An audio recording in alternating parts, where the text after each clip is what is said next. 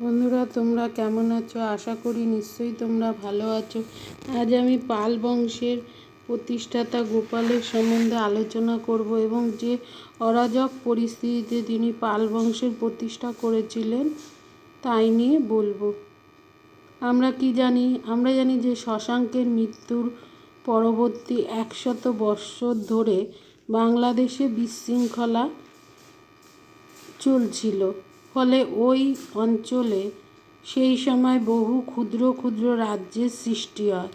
এই সকল রাজ্যগুলি সর্বদাই পরস্পরের সঙ্গে যুদ্ধবিগ্রহে লিপ্ত থাকত। এছাড়া ক্রমাগত বহিঃশত্রুর আক্রমণের ফলেও বাংলাদেশে সেই সময় কোনো শক্তিশালী রাজ্য গড়ে উঠতে পারেনি। প্রসিদ্ধ বৌদ্ধ পণ্ডিত তারানাথ সমসাময়িক বাংলার রাজনৈতিক পরিস্থিতি বর্ণনা প্রসঙ্গে বলেছেন, সমগ্র দেশে কোনো রাজা ছিল না। প্রত্যেক ক্ষত্রিয়, সম্ভ্রান্ত লোক, ব্রাহ্মণ, বণিক প্রভৃতি ক্ষুদ্র ক্ষুদ্র ভূখণ্ডে স্বাধীনভাবে শাসন পরিচালনা করতেন। ফলে সাধারণ লোকের দুঃখ দুর্দশার সীমা ছিল না। রাজ্যের সর্বোচ্চ এইরূপ অরাজকতা ও বিশৃঙ্খলাকে বাংলাদেশের মাৎস্যন্যায় বলা হয়। জলাশয়ে বড় বড় মাছগুলি যেমন ছোট ছোট মাছকে খেয়ে ফেলে, তেমনি বাংলাদেশে সেই সময় অপেক্ষাকৃত শক্তিশালী ব্যক্তিরা দুর্বল ও কম শক্তিশালী মানুষের উপর অত্যাচার চালাতে আরম্ভ করেছিল।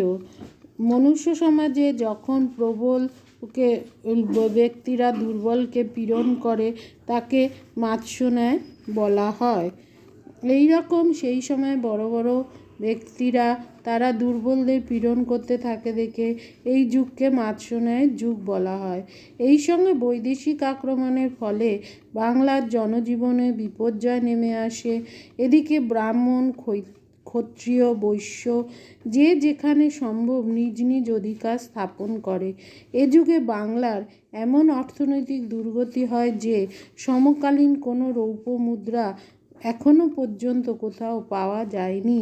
সম্ভবত বাংলার রৌপ্য মুদ্রার সংখ্যা অত্যন্ত কমে যায়। এর ফলে ব্যবসা বাণিজ্য বন্ধ হয়। তাম্রলিপ্ত বন্দর এই যুগে ধ্বংস হয়ে যায়।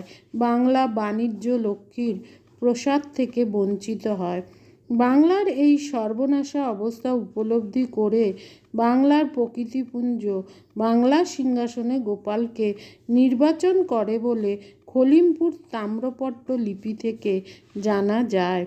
গোপাল ছিলেন বাংলার সামন্ত রাজাদের অন্যতম। কিলহন খলিমপুর লিপির ব্যাখ্যা দিয়ে বলেছেন যে গোপালকে প্রকৃতিপুঞ্জ অর্থাৎ জনসাধারণ নির্বাচন করেছিল। আধুনিক পণ্ডিতেরা সন্দেহ প্রকাশ করেছেন যে 750 খ্রিস্টাব্দে বাংলার জনসাধারণের পক্ষে সংগঠিত হয়ে গোপালকে নির্বাচন করা সম্ভব নয়। ঢাকা বিশ্ববিদ্যালয়ের ডক্টর আব্দুল মমিন চৌধুরী তার ডাইনাস্টিক হিস্ট্রি অব বেঙ্গলে খলিমপুর লিপি অনুযায়ী প্রজাপুঞ্জের দ্বারা গোপালের নির্বাচনের কাহিনীকে কাল্পনিক ও অবিশ্বাস্য বলেছেন। তবে প্রাচীন ভারতের ইতিহাসে এইরূপ নির্বাচনের দৃষ্টান্ত বিরল নয়। কাশ্মীরে জলৌকা বাংলায় সমাচার দেবের নির্বাচনের কথা জানা যায়। Doctor BN. মুখার্জি এশিয়াটিক সোসাইটির পত্রিকায় এক প্রবন্ধে বলেছেন, অর্থশাস্ত্রে প্রকৃতি বলতে রাজ্যের মন্ত্রী, সভাসদ ও সামন্তদের এবং অমাত্য, জনপদ, দুর্গ, সেনা, মিত্র প্রভৃতিকে বোঝানো হয়েছে। মাৎস্যন্যায়ের সময় মন্ত্রী কর্মচারীরাই নির্বাচনের কাজ করতে পারেন। দামোদরপুর, মল্লরসুল, জয়নগর লিপি থেকে বাংলায় সামন্ত শ্রেণীর উদ্ভবের কথা জানা যায়। এই সামন্ত শ্রেণী তাদের ব্যক্তিগত উচ্চাকাঙ্ক্ষা ছেড়ে মাৎস্যন্যায় দূর করার জন্য স্ব-ইচ্ছায় গোপালকে নির্বাচন করে 750 খ্রিস্টাব্দে বলে মনে করা হয়। গোপালের পূর্বজীবন সম্পর্কে কিছু জানা যায় না। এই অরাজকতার থেকে যে মাৎস্যন্যায়ের যুগ ছিল সেই যুগ থেকে মুক্তি লাভের উদ্দেশ্যে সেই সময় বাঙালি জাতি একতা ও স্বার্থত্যাগের যে পরিচয় দিয়েছিল পৃথিবীর ইতিহাসে, তার দৃষ্টান্ত বিরল।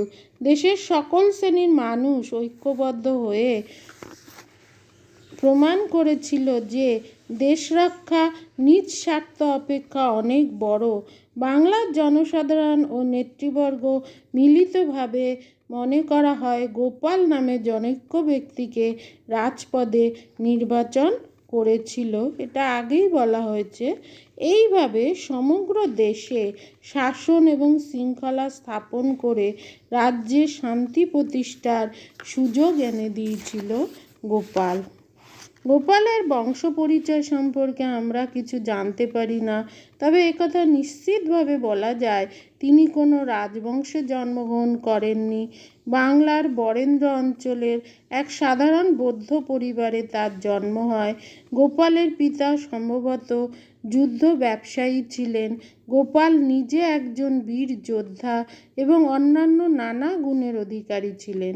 গোপালের কর্মদক্ষতা এবং বীরত্বে মুগ্ধ হয়ে বাংলার জনসাধারণ তাকে রাজপদে নির্বাচিত করেছিল। তিনি সম্ভবত 750 খ্রিস্টাব্দে বাংলা সিংহাসনে অধিষ্ঠিত হয়েছিলেন। গোপালের পিতার নাম ছিল বপ্যাট ও পিতামহ ছিলেন দয়িত বিষ্ণু। তাদের নামের আগে কোনো রাজকীয় উপাধি দেখা যায় না। দয়িত বিষ্ণু সম্পর্কে শুধুমাত্র উল্লেখ আছে যে তিনি সর্ববিদ্যা বিশুদ্ধ ছিলেন। কবি হরিভদ্রের মতে খড়গ রাজবংশের রাজভট বা রাজভট্টের সঙ্গে তার আত্মীয়তা ছিল। গোপালের পত্নী রানী দেন্দা দেবী ছিলেন ভদ্র রাজবংশের কন্যা। খলিমপুর লিপিতে তাকে ভদ্রাত্মজা বলা হয়েছে। পাল বংশের আত্মীয়রা যদিও রাজবংশের লোক ছিল, পাল বংশ ক্ষত্রিয় এবং আদিতে রাজবংশ ছিল কিনা তা সঠিক জানা যায় না। সন্ধ্যাকার নন্দী পাল রাজাদের সমুদ্র কুলোদ্ভব বা সমুদ্র থেকে উদ্ভূত বলেছেন। পাল রাজারা নিজেদের সূর্যবংশীয় বলে দাবি করতেন। এই পৌরাণিক বংশে জন্মগ্রহণ করার জন্য পাল বংশের দাবির সপক্ষে কোনো প্রমাণ নেই। লামা তারানাথের মতে পাল রাজারা ক্ষত্রিয় ছিলেন। আর্য মঞ্জুশ্রী মূল কল্পে বলা হয়েছে পাল রাজারা ছিল দাসজীবিন, অর্থাৎ দাস বংশীয় শূদ্র। সম্ভবত পাল রাজারা পরে ক্ষত্রিয়ত্ব দাবি করেন। আদিতে তারা প্রকৃত ক্ষত্রিয় বংশ সম্ভূত ছিলেন না। পাল রাজাদের বৌদ্ধ ধর্মের প্রতি আসক্তি প্রমাণ করে যে তারা ব্রাহ্মণ্য ধর্মের পৃষ্ঠপোষক ছিলেন না।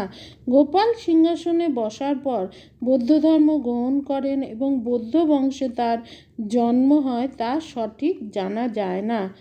পাল রাজাদের রাজধানী মগধে হলেও ডক্টর মজুমদারের মতে পাল রাজাদের আদি বাসস্থান ছিল বারেন্দ্রী। সন্ধ্যাকর নন্দীর রামচরিত্রে বারেন্দ্রীকেই পাল রাজাদের বাসভূমি বলা হয়েছে। কোনো কোনো পণ্ডিত মগধে পালদের আদি বাসস্থান ছিল বলে মনে করেন, কারণ তাদের বেশিরভাগ লিপি এখানে পাওয়া যায়। কিন্তু এই মত প্রমাণ ও যুক্তিসহ নহে, কারণ রামচরিতে বারেন্দ্রীকেই পাল রাজাদের জন্মভূমি বলা হয়েছে।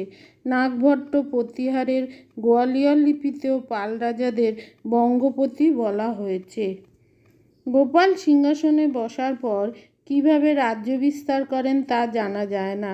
তার পৈতৃক রাজ্য ছিল বারেন্দ্রী, তবে গোপাল তার মৃত্যুর আগেই সমগ্র বাংলায় আধিপত্য স্থাপন করেন বলে মনে করা হয়। দেবপালের মুঙ্গের লিপি থেকে জানা যায় তিনি সমুদ্র তীর পর্যন্ত রাজ্য বিস্তার করেন। গোপালের প্রধান কৃতিত্ব ছিল যে তিনি বাংলাকে স্বৈরাচারী ও কামাকারী অর্থাৎ অরাজকতা সৃষ্টিকারীদের কবল থেকে উদ্ধার করেন। 770 খ্রিস্টাব্দে মতান্তরে 775 খ্রিস্টাব্দে তার মৃত্যু হয়।